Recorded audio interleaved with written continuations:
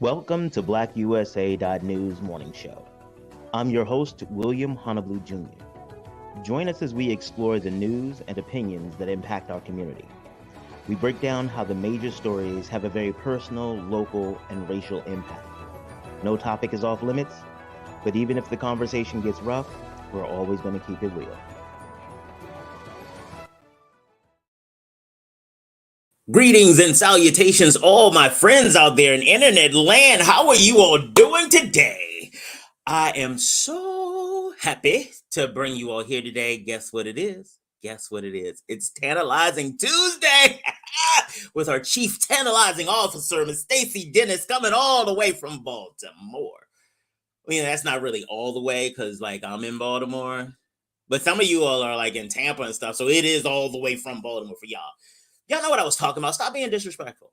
Or at least the y'all in my head need to stop being disrespectful. It's okay. But guess what? Not only do I have my co-host with me today, we got a guest. Oh my God. Our guest today is a Kama Sutra, a tantric expert. And we're going to talk about how we educate our students and our youth about sex and things like that. But one of the things I'm hoping that we cover is the fact that how we get introduced to sex as young people really start defining and will define who we are as sexual beings as we get older. So I'm excited, gotta calm down. This is like old school. Whew. All right.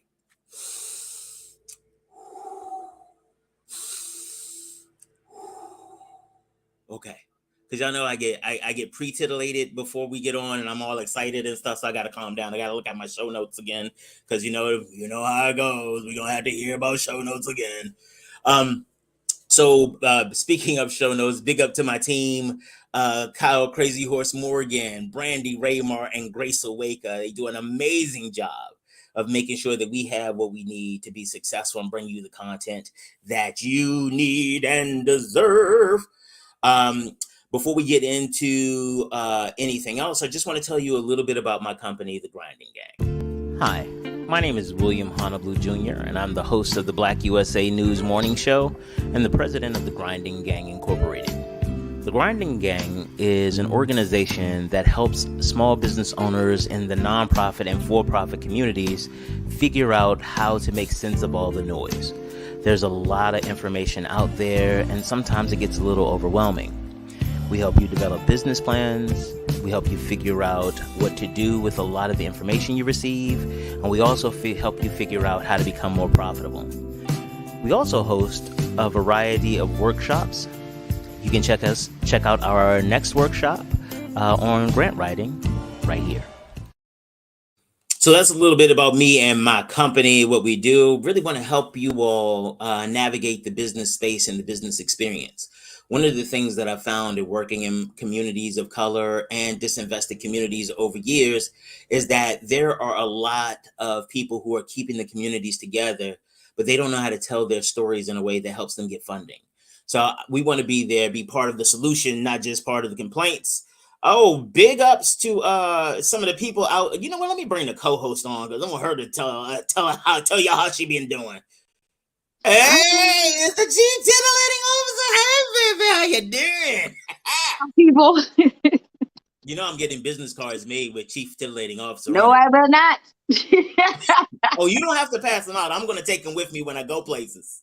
Because that's so disrespectful. That's what I do. What's going on, William? Nothing much. How you doing? I'm doing good. It's been good. I have gotten a lot done in the last week. So I'm happy.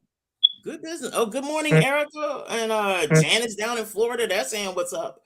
What we're going to do is I'm going to give you the floor so you can introduce Dr. Yee. I am not as, I don't have as much on her bio as I would like to do her justice because this is going to be right. I can tell. Right. I can tell. See, y'all don't understand. I met her backstage. This is going to be hilarious.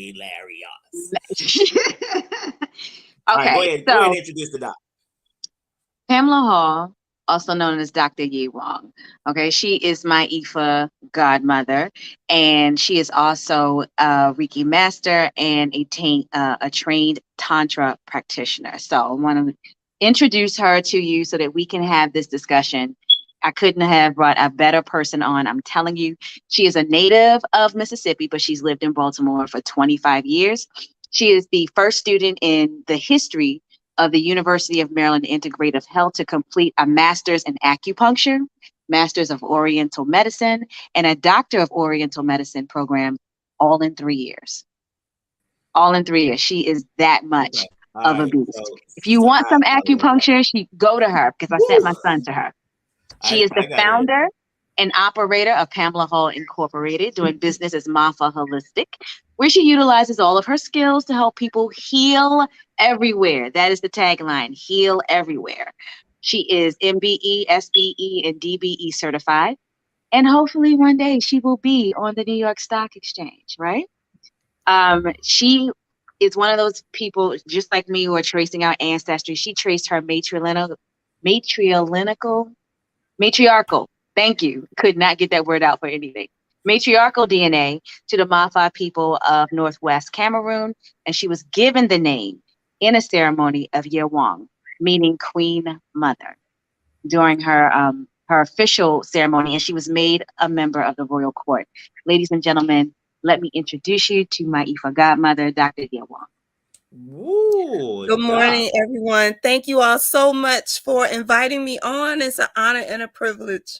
Oh, absolutely. There are very few times in life where I find myself impressed with people's credentials, because normally I'm like, credentials is credentials. You know, you depending on where you go, you spend enough, you can get them. But like coming to the table and just hearing about you, especially, and again, not just the credentials, but some of the stuff that Stacey has shared with me about your passion and about how you transform lives and just really taking the education up to a whole other level when it comes to sex ed across cultures. Thank you. I'm excited today. Woo. All right, so let's jump it off and tell us about your experiences when it comes to talking or educating people about sex and sexuality. How what have you seen has been some of the challenges? For me, the thing that I have seen down through the years that is the biggest challenge in communicating about sex and intimacy with people, especially people of color, religious indoctrination. Getting people to see that they are not sinful, dirty creatures, and that, like I tell people, everything that God made is good, and God made sex, and sex is good, especially if it's done tantrically. Okay, sex is good. So let's take a step back here, because some of our audience may not be experienced or understand a lot of vocabulary. Tantric sounds like one of those words that when you looking at the back of the dirty magazines, there's an ad for something tantric or on one of them websites. But it's a lot more than that. It's not just talk about the freakiest way to get it in. What does tantric actually mean? Well, the word tantra is an ancient spirit. Well, tantra first is an ancient spiritual practice, dates back to 7th century Hindu and Buddhist magical sacred texts that involve mantras, meditation, yoga, and rituals. It also involves exploring your own identity in order to experience the truth of who you are, as well as the world around you. I teach it as it was an ancient energetic system that can be defined as a system designed to teach individuals how to manage their energy in a way that enhances their sexual experience and positively affects their sexual relationships. So how I teach in the ancient way, and I do want to say that for hundreds of years, and for those of you who are religious, especially my Christian community, Tantra is actually in the Bible. When you read the Song of Solomon, yes. Go ahead, break it There down. is nothing new under the sun. Nothing new under the sun. King Solomon was a beast. How y'all think he had 1,000 women? Well, yeah, no, wives and concubines. So okay. What I found is that for a lot of religious people, or again, especially in the Christian faith, and I can't even say traditional Christian faith, the evolved anti-sexual Christian faith, because for me there is a separate space. that these messages, that when you look at people like King Solomon, when you look at David, the sexual aspects of their lives were the ones that caused, it has been conveniently described as those are the parts that caused challenge before God or caused displeasure. But when you pull back from into the full text, you realize that it wasn't the sex itself, it was the context. One of the, and so if you could talk about the example that I want to use that confuses a lot of people and get you to speak on it, is the idea of masturbation being a sin against God. One of the anchor texts that people use is that Onus was told to go and get somebody pregnant. Was it Onus? Somebody was told to go get somebody pregnant, and they were like, nah, and pulled out at the last minute and, finished on the floor or stomach or wherever. I don't know. They didn't get that graphic, but, and then he is, God is displeased. But people try to say that he masturbated so that he wouldn't get her pregnant, and God was displeased. But it wasn't the masturbation the way I interpret it. It was the fact that God gave you a direction and you didn't do it. But a lot of this is being pulled out of context to drive an anti-sex agenda. So there's a lot of words I use, but yes, you covered a whole lot. Yeah, So I get excited. The first thing dealing with King Solomon and David, yes, they were very high sexual beings. In fact, you'll see from Genesis to Revelation, a lot of the people that God really used they had very high sex drives. Yeah. When you're looking at it from a frequency standpoint, the energy of sex and the energy of being highly effective in the spirit, they're pretty much along the same spectrum. It's crazy. Even today, people who seem to get the most work done have the highest sex drives, and not controlling that or controlling their urges or allowing their egos to get the best of them, which is what David did. Then you see sex scandals popping up. Sex energy is creative energy. It is creative and powerful energy. The second point that you hit on was Onan in the Old Testament, in the Bible. And I have heard people misuse that scripture to be against birth control. Yes. Because he used the withdrawal method. That's not why God killed him. And under Jewish law, under the law, if your firstborn, if your oldest brother got married, which Onan's brother did, he got married, he died without having a child. So it was custom that if your oldest brother dies without birthing a seed, an inheritor for your father's inheritance, the next brother in line was supposed to marry his brother's wife and have children. But the children under the law would not be considered his child. It would not have been considered Onan's children. It would have been considered his dead brother's children. And because Onan knew this, the Bible says that because Onan knew that the seed would not be considered his, but his brother's, he withdrew. And the Bible uses the phrase, and he spilt it on the ground. So he used the withdrawal method. That is why God killed him, because he broke the law, not because he used birth control, not because he withdrew, but because he knew what the law said and he broke it. He disobeyed God. That is what killed him. David got into a lot of trouble. Samson got into a lot of trouble, not because they had sex drives, because God gives us our sex drive, but because they let their ego entice them into going out and being with people that God had told them, don't mess with them chicks over there. And how many times do men get in trouble now? Big Mama and all of them say, don't mess with them chicks over there. And we go and mess with them chicks over there. And then next thing you know, we got baby mama drama. And we got all this other stuff because we bypass all the good girls and go and mess with them chicks over there. Wait. Why do you think we bypass all the good girls? You said that you said that like you had some insight on something. But you want to tell us why you think that happens? Because I see you leading us down a very particular conversation path. She's doing great. She's doing great. But don't. I need to pull him back onto the tantra. I'm still on the tantra. I'm still Okay. on the Oh, Tantra. I I know know where the what she's train is doing. I'm like, going. okay, let's go ahead I and know where the train is going because Okay. because the for me at least, one of the big pieces is this discrepancy or this incongruence between religion, between sex, and this idea that if you enjoy it, and we've talked about this a couple times, Stacey, if you enjoy it, you must be doing so. You're a nasty person. How you want somebody to go and do that to you? Ew, ew. especially You if want you're to a do woman, what? And that especially if you're a becomes woman. Mm-hmm. let's not. Well, we might have to just bring you back for a whole show about Yeah. sexual discrimination and the innuendo, especially when it comes to misogynoir and the beauty of Black women and how that's used against them consistently.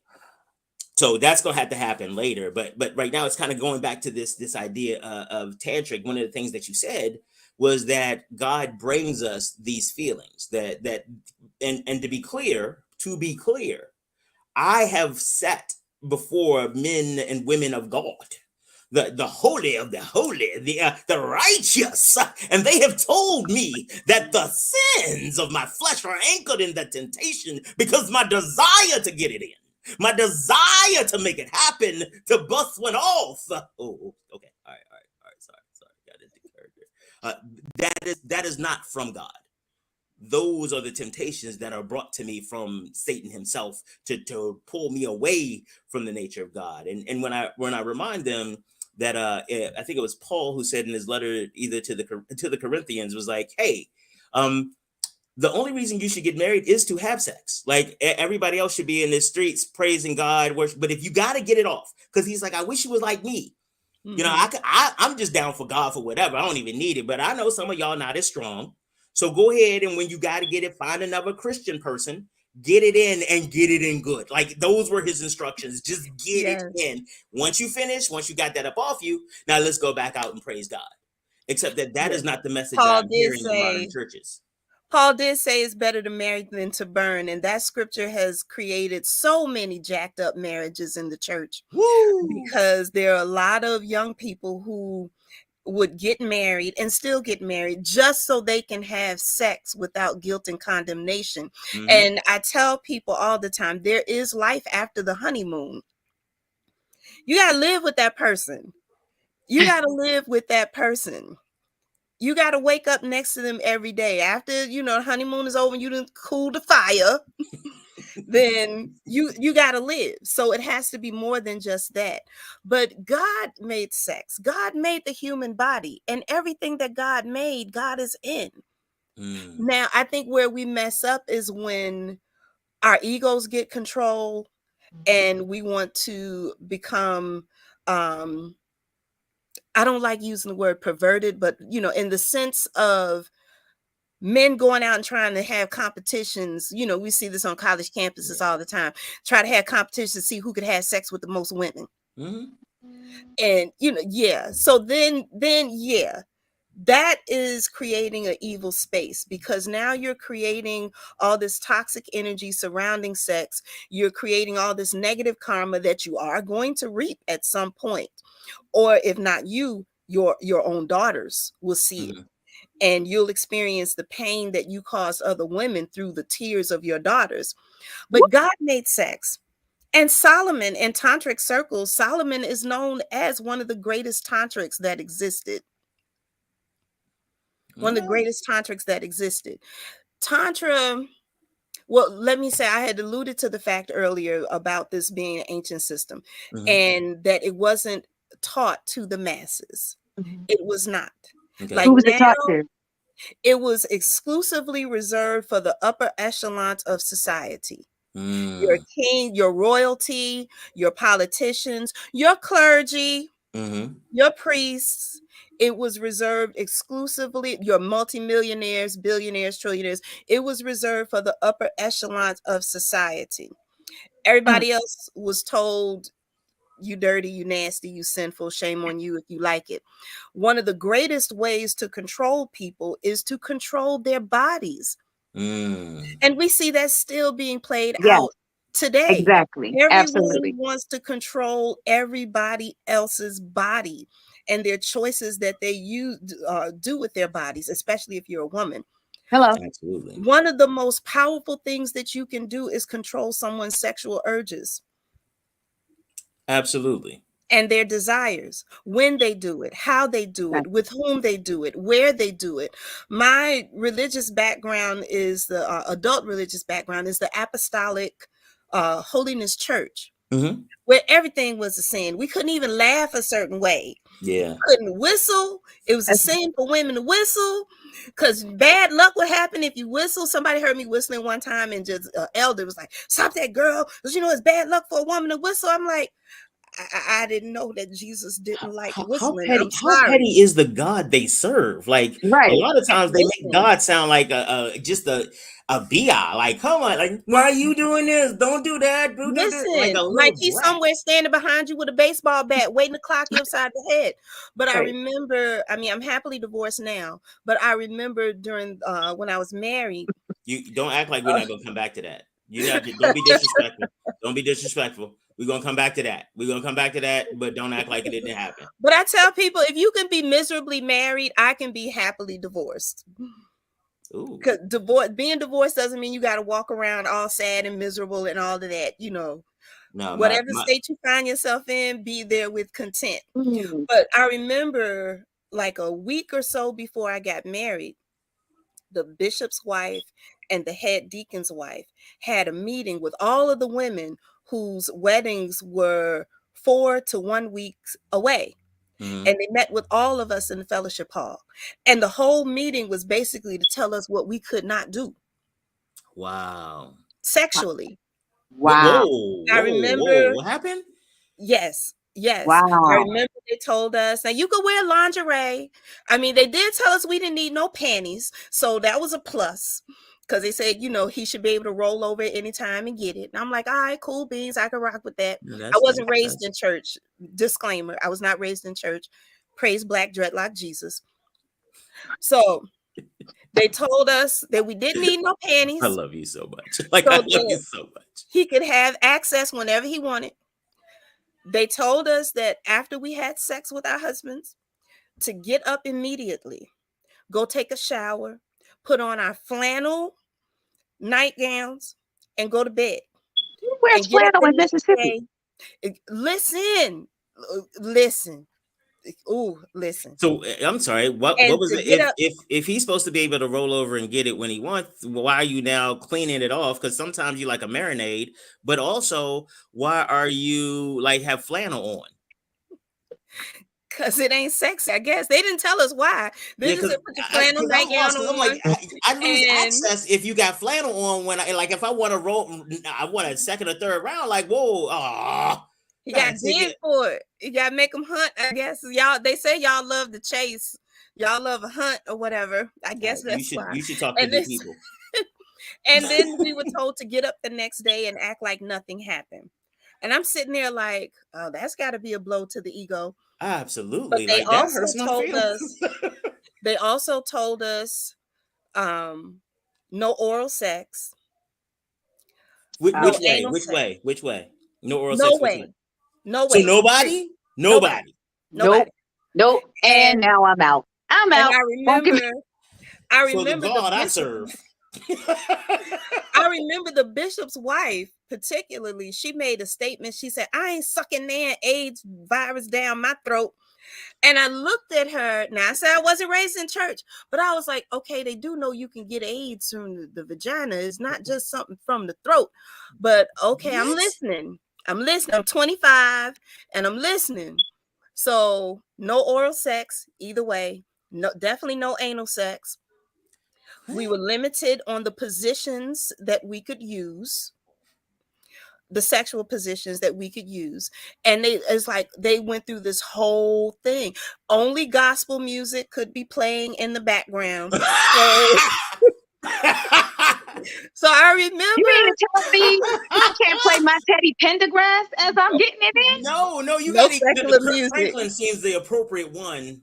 Al, watch this. Oh no, never could have made it. Listen, hey, Kirk baby, was just getting started back then. Kirk was just getting started back then, so his hottest hit was The Reason Why We Sing. But That actually would be really bad for the stroke. Nah. I gotta be honest. The Nah. reason why. Nah. But I remember after I got married, I was like, you know what? Can we just cut this off? Can we just have no music at all? Because I just can't do this. Wait, you were playing gospel music? Wow, how does that work? Like, and it didn't. So I was like, can we just cut this off? Because I can't do this listening to Jesus Will Fix It after a while. I just can't. I can't. Jesus, I can't do it. Okay. This should have been a whole show right here. this part should have been a whole show. But and I'm so glad because I might have to go and get us licensing because that might have to be the song for our show. Like that might have to be Titillating Tuesday's official song. I have to pull him back, Lord. I have to pull him back. Woo! But here is the thing, though. When I got started, because it wasn't a good marriage. I have to say, I was told not to get married, and I was hard-headed, and so we suffer the price for disobedience, right? But the one good thing that we did have going in the marriage was the sex, because I made it great. Because I wasn't raised in church, like I already said. I wasn't on the virgin list. When the bishop had asked all the virgins in church to stand up, I'm sitting there like, first of all, what? Yeah, he asked. It was a day he asked. It was a bishop. Since I've been in Baltimore, there was a bishop in Baltimore who did that one Sunday morning. Asked all the women in church who were still virgins to stand up. And can I tell you, when the bishop in Mississippi did it, and when the bishop here in Baltimore did it, on both occasions, a sister got brutally gang raped. He made them targets. That's what I was just thinking. I was like, yo, that just tells people in the audience, like, especially the predators, got it. Yeah. Right. She does not, and a lot of the assumptions that go along with that. But the crazy thing is, while they would be teaching and preaching this touch not, taste not, want not, do not doctrine, and teaching that, oral sex is dirty and all of this, how I got started teaching Tantra and Intro to Tantra and Kama Sutra was from teaching oral pleasures. I'm trying to be as tactful as possible. Oh, we don't do that here. We don't do that here. To the bishops and elders and deacons' wives. And they would come, one elder came, oh, my wife told me what you did. Thank you so much. And I said, I don't know what, I'm trying to pretend. I'm like, what are you talking about? Oh, the class that you taught her. Thank you. I went to her and I wanted to shake the crap out of her. I said, why did you tell your husband that I taught you how to give head? Don't do that. Well, no, she had to, because if she came home and was like, let me show you what I learned. Where you been? Well, where you find this out from? He could have just left my name out. Oh no, she had. But I'm telling you, she had to tell. He came from somewhere, because if it wasn't you, then we have a whole set of problems. I'm just saying, from a man's perspective, why she would have to come up with that. Okay. It's like, so you learn this, huh? You learn this, and honestly, might not even believe that Dr. Yee taught it to you. Dr. Yee, huh? She taught you this? Okay. All well, that was before I was a doctor, so I was just Elder Pam back then. But you mean Elder Pam taught you? Elder Pam ain't teach you none of this. This the devil taught you this. But I was like, please don't do that again. I said, because now every time you do that, he's not going to be thinking about you. He's going to be thinking about me. Well, that might have happened to begin with. So and he's going to be thinking, okay, if she taught you this, what else does she know?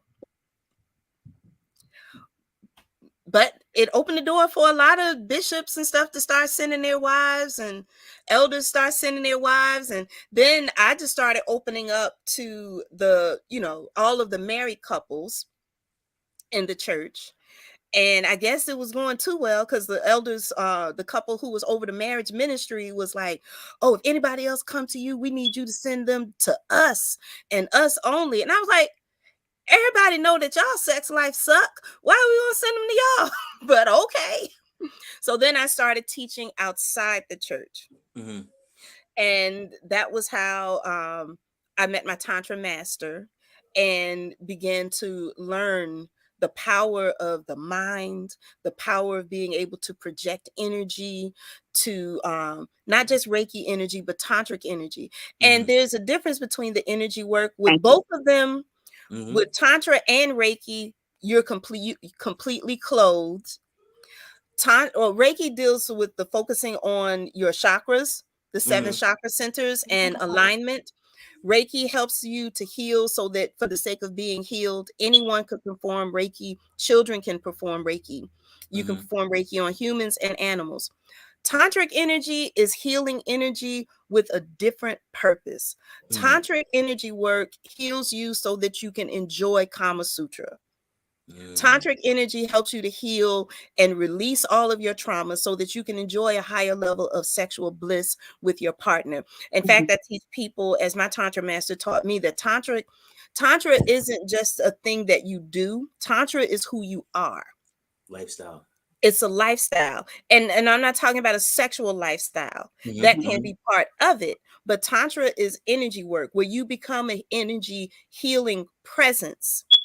Where you can and that right there is not part of the Western thought about sex. This is it's part of what we teach.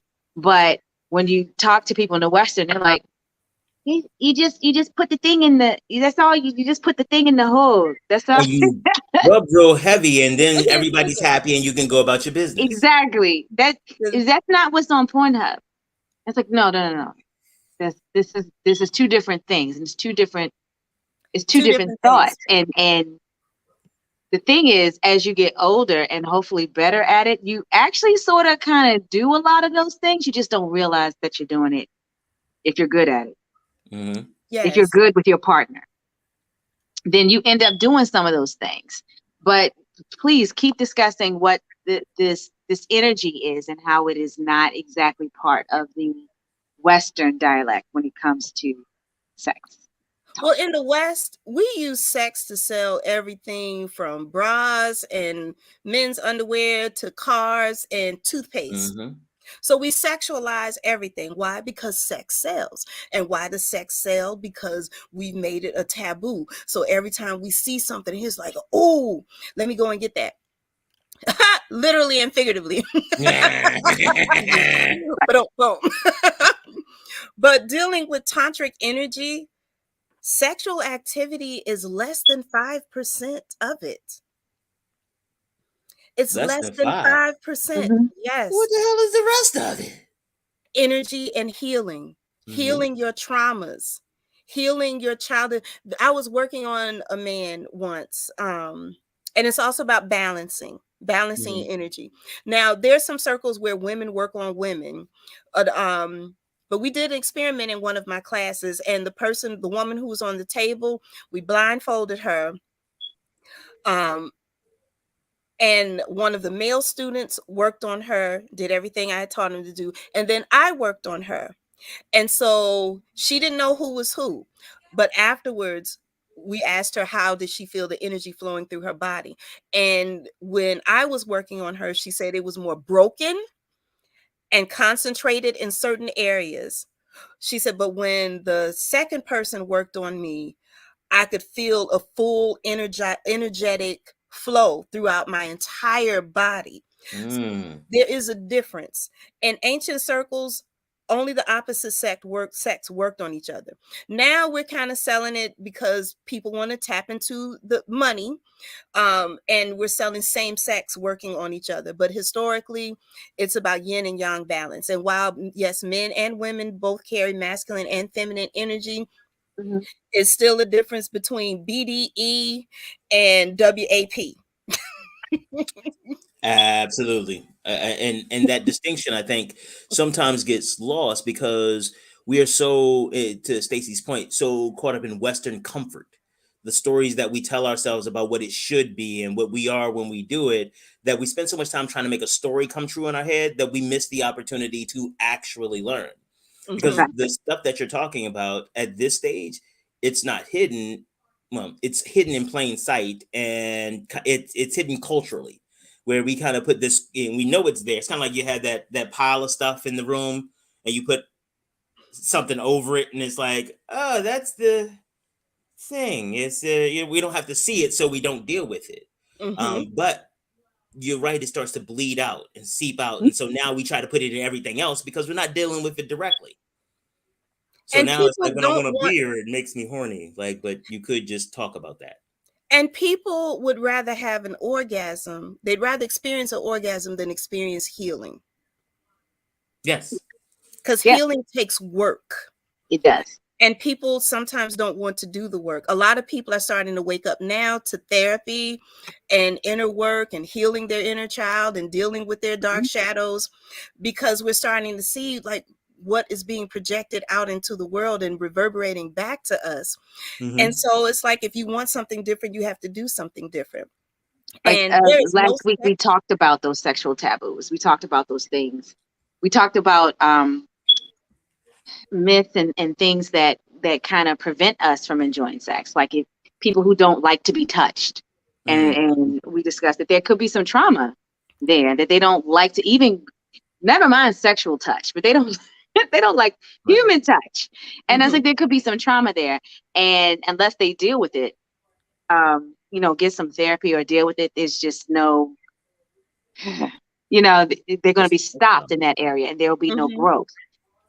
And we discuss those things, but everyone thinks that that's they put a label on it as mental illness, and then they just dismiss it. They just dismiss it. And I was like, but it could be so much deeper than that. And don't you see that a person is one part of a whole, and this part is missing? Exactly. We're not even talking about, climbing up the walls, hanging from the chandelier, having sex. I'm talking about, you don't like to be touched.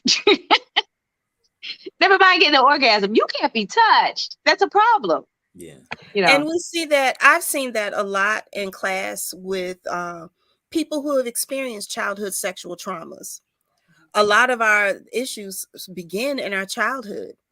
And for the record, I want to say, when I have my classes, there's no nudity in my classes.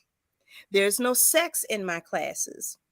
I tell people, like that old song, you don't have to take your clothes off to have a good time. Right. And I teach people how to elicit an energetic healing response, without even touch. You don't have, with tantric energy, you don't have to touch your partner in order to bring them to that same energetic experience of an orgasm or healing or releasing the trauma. You don't even have to be in the same state or country. The farthest that I have projected energy to was a soldier, American soldier on base in South Korea. And his fiance, she wanted to let me know she was very appreciative that night when he came to bed. So she felt the difference in the energy and all that good stuff. So you don't have to be naked. You don't have to have sex. You don't have to do any of those things to experience pure tantric energy work. And I tell people, if you're like, some people say, oh, I'm practicing tantra and we're sitting on the floor on the bed and I have my legs wrapped around my partner and we have our hands on each other's hearts and we're looking in each other's eyes and we're yab-yumming and we're deep breathing. That is a part of tantra, after tantra. But if you haven't healed your traumas, you're just two broken people yab-yumming it up. Right. You're just two broken people yab-yumming it up. I know that pre-COVID you had classes pretty regularly. Will you be starting up again? Yes. Because all the rates are starting to go up again and deaths are starting to go up again. My goal is to have a class in Costa Rica. 5 days, 4 nights, Costa Rica. So everybody, I would love Let to me know when that is, please. on the beach. Oh my gosh, on the beach with the wind blowing and everything, and teaching people how to. Oh, yes. Okay, yeah, you let me know when that is. I appreciate you. Now, Stacy, you know me. I always try to leave people with the little stuff that they can do. Now, we always talk about, I think Marvin Gaye was the first one to say it back in the 90s. When I get that feeling, I need sexual healing. Yep. I love that song. Sex is healing. And as you were saying, Brother William, earlier about sex and church and religion, there was a time prior to the advent of patriarchal religions, the Abrahamic traditions, where sex was actually a part of worship. Yes. In the church and religious circles, we try to demonize them and say, oh, they were temple prostitutes, temple whores. No, they were not. Sex was just as much a part of worship as singing and paying your tithes and offerings. Sex with a woman was considered as a portal to God. Yes. And now we use the term sex magic. Well, what was it that made sex so magical and be able to use? Now we say it's a tool for manifestation. Back then it was a tool for getting your prayers answered, which technically is manifestation. So when a man is with his woman, he is supposed to explain, like, whatever it is he's trying to do, whatever it is he's trying to achieve in life, whatever his goal is, he's supposed to explain it to her in such great detail that she can see it and feel the energy behind it. And then when they come together, literally and figuratively, when they come together while they're in the act. I'm sorry, you can't. Sometimes I just can't keep the 13-year-old in. And you got to be honest, Stacey. Let her know we've been doing really well. He has been doing good today. He has been doing, and I'm looking at the time, 41 minutes, 15 seconds. He has been doing excellent today. So I thank you, and you will be back. I myself off camera because I'm trying, like, I have been working so hard, but you can't do that one and just think the 13-year-old is going to be like, I'm going to attribute it. Okay, don't do it. We talked about. I'm going to attribute it to my ear. We talked about oral sex. We even used the word head. Like, and I honestly, I want to get some unshow notes for this show. I want some show notes from before. Take it away because I've done great. Really fucking good for 40 minutes. Okay? Just saying. And all of that to say is you coming back, because if that energy, suppressed his 13-year-old, I'm like, oh, coming back. I would love to come back. I know this stuff, but this is a different perspective on it. Oh my goodness. It is. It's a more holistic and wide-ranging perspective. But when you're indulging, when you're in the act, she is supposed to keep her mind focused on your vision, focused on your goal, so that at the point of climax, that is when she is supposed to take your prayer into the heavens. Because the ancients considered the point of orgasm to be the point where you are connected to God. Where the heavens are open, you are divinely connected to God, and you got a straight path to the ear of God. And that is supposed to be the point of prayer. Not to just lay there and be like, all that. None of that.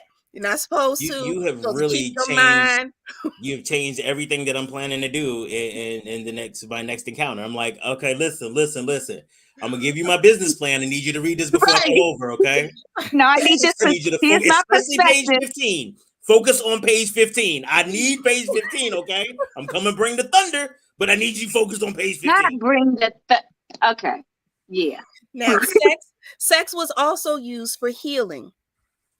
And in Chinese medicine, there were actually sexual positions that were prescribed by the Chinese doctors for different ailments that you had. Do you have any endocrinologists that practice this way? Because I got a diabetes issue that I think I need a new treatment regimen for. You know what?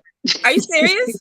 Yeah, absolutely. Yeah. Okay. Well, I will go through my books and see what sexual positions work with that. Today, I wanted to I can give you a list of all the problems I have. You can just give me. You know what? After the show.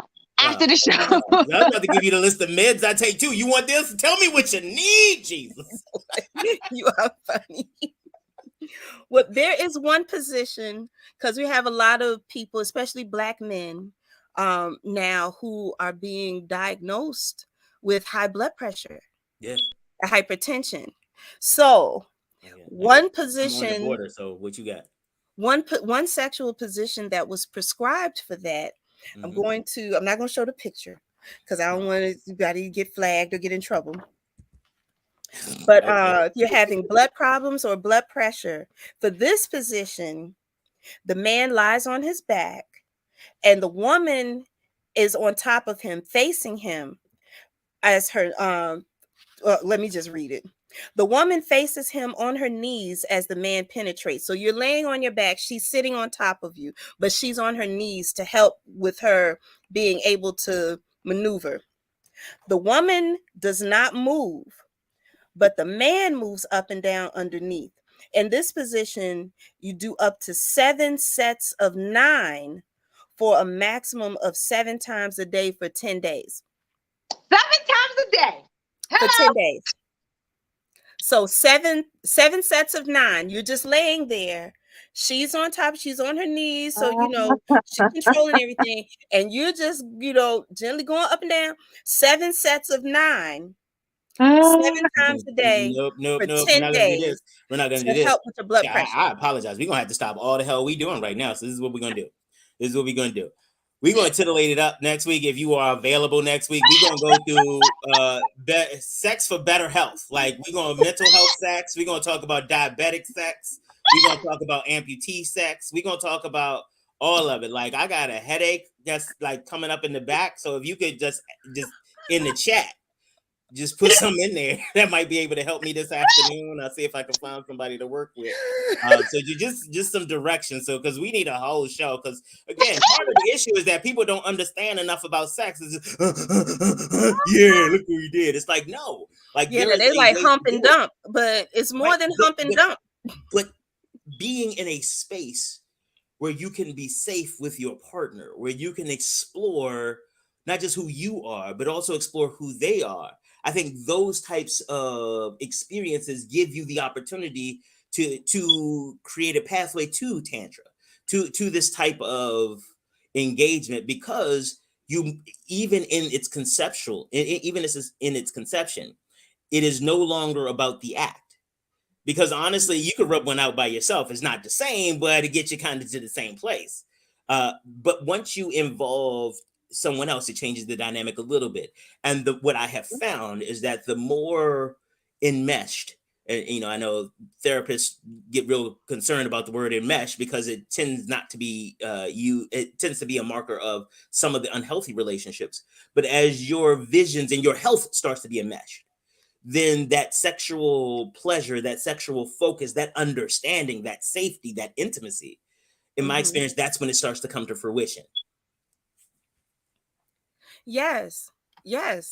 And when we're looking at, like, even with the positions that, were prescribed in ancient Chinese medicine for sexual healing,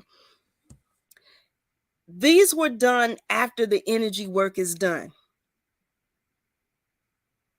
It's not a substitute. It's not a substitute. You have to do the work. You have to do the work in order for your body to be open, you and your partner, for you all to be open to become vessels of energetic healing for each other.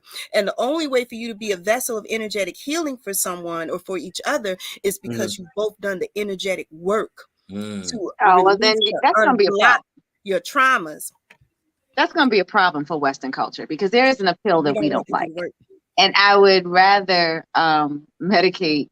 And not to say that some people don't need medication. I have a lot of people who need meds in my family, and it's fine. But you still have to work on yourself as you're taking them. And then they were like, no, I'm going to just take a pill. Oh, well, you still jacked up. Just medicated and jacked up. Exactly. You have to do the work. You have to put in, and that's the hard part. And we've discussed it. We've discussed communication and doing the work on yourself in many aspects on these Tuesdays. And you just bring home the point. You cannot get away from doing the work on yourself. You got to do the work.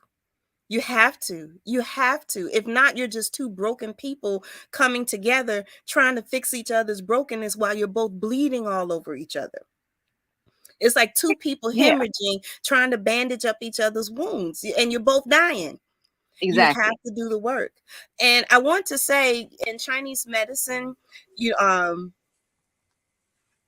we talk about, being excessive. The ancients always talked about being balanced. Western culture is extremely hyper excessive.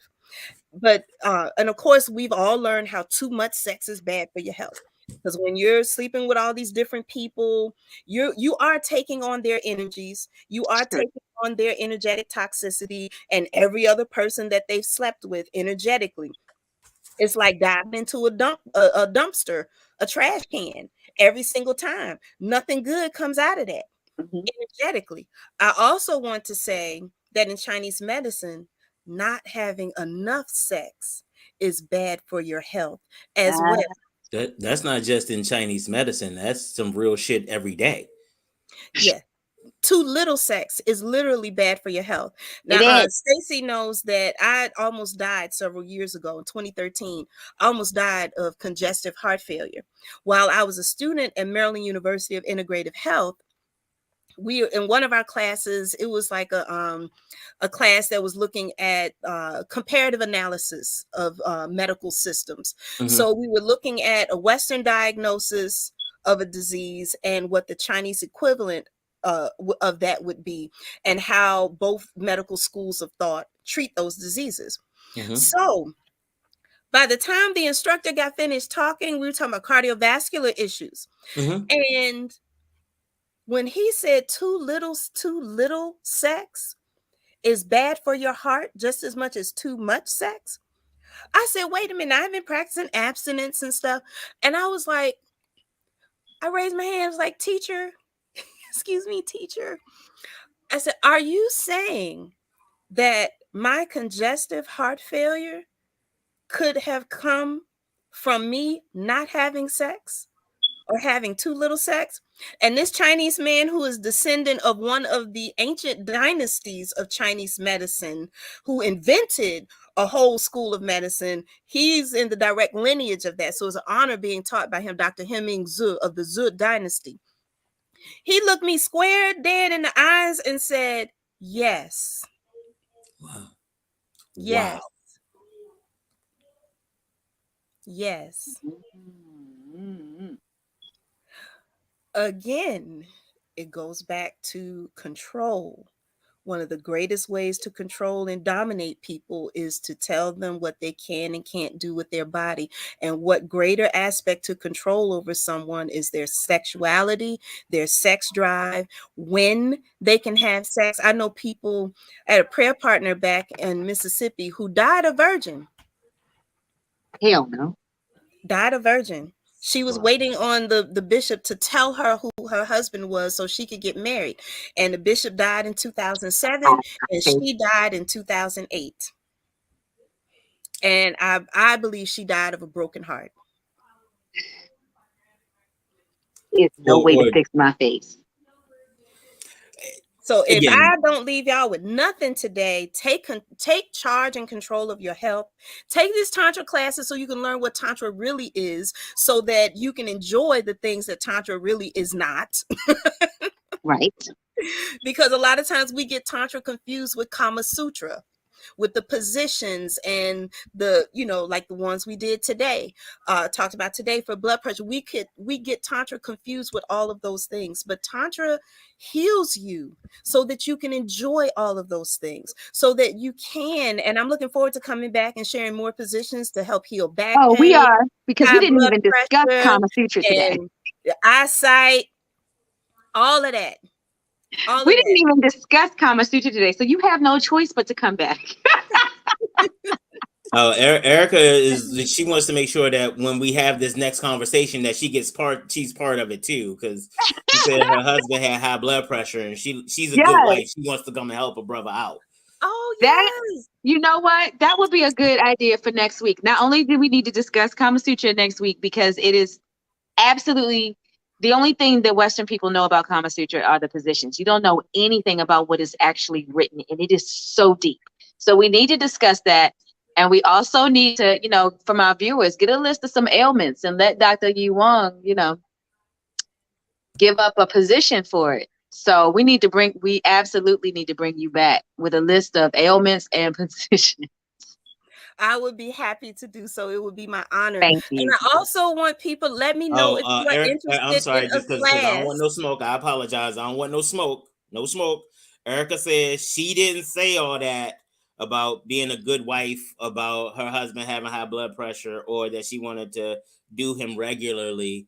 Apparently that's not what she wants to do. I don't know where she's at. She got offended that I suggested that she was a good wife and wanted to have sex with her husband on a regular basis. So I Erica, please forgive apologize him. for calling you a good wife and wanted to have sex with your husband regularly. Y'all work that out at your house. I didn't mean to put y'all out on Erica, blast. I apologize. You know he flies off the edge. He just goes, he looks at a cliff and he was like, say less, and he flies off. Right. So well, I will say this, if you're going to be doing these positions, it will require regularity. Like with the one you just read about the high blood pressure, hypertension, or in Chinese medicine, excessive internal heat. It requires doing this 7 sets of 9, 7 times a day for 10 days. So you're going to have to set aside some time. This is what sexual healing is all about. It's not a one and done, you know. He said, she said, I'm not paying, no, never mind. But, and let me know if you all are interested in a class in the DMV area. And I would, you know, I can let you know that now. Yes, we are. Yes, okay, we are. I would need at least 20 couples, or at least, 10 men, 10 women, because we're going to be doing table work. There is some minimum non-offensive touch. Again, no one's naked. No one's going to be licking, touching, sucking, none of that. There's no sex during my class. Mm-hmm. Even if you're married, get it in before the class. And then after the class is over, when we have our closing ceremony and I walk out, you do whatever you want to do. Hey, before we forget, before we lose, before we got to go, tell them where they can find you, because I want to make sure that people can hook up and really check you out.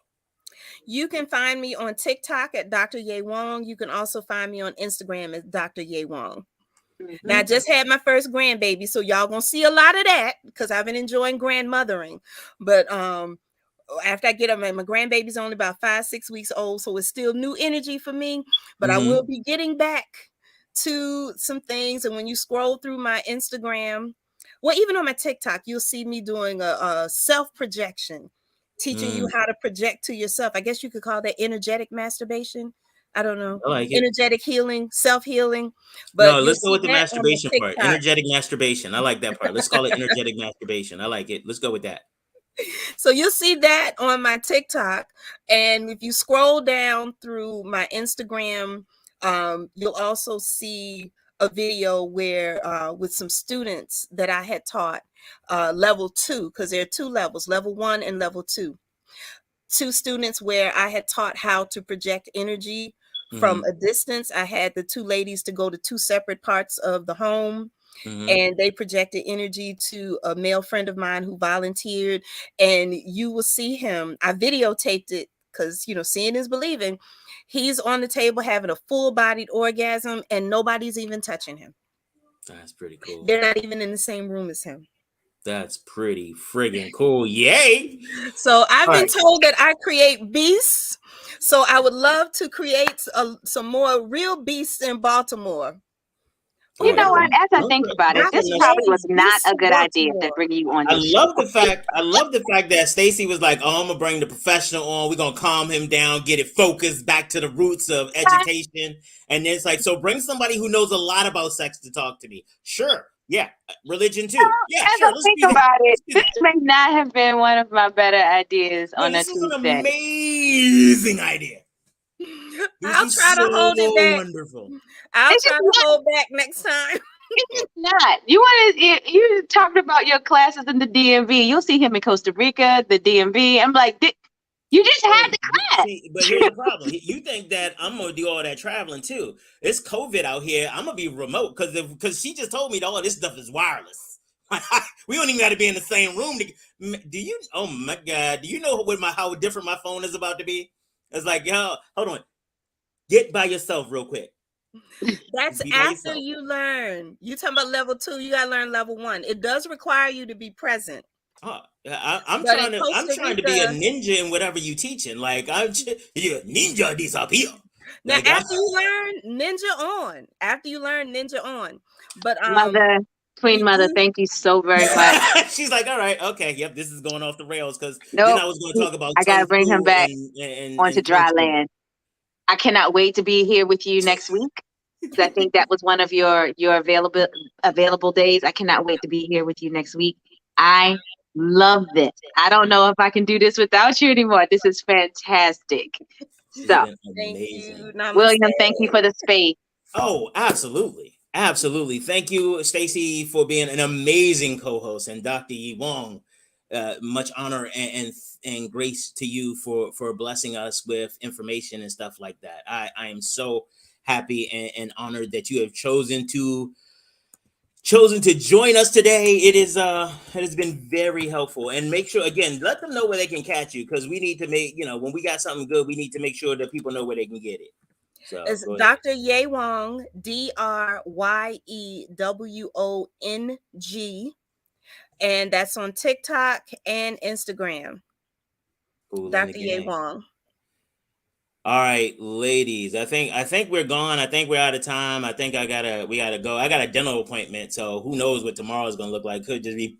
We'll see what happens. All right. All right.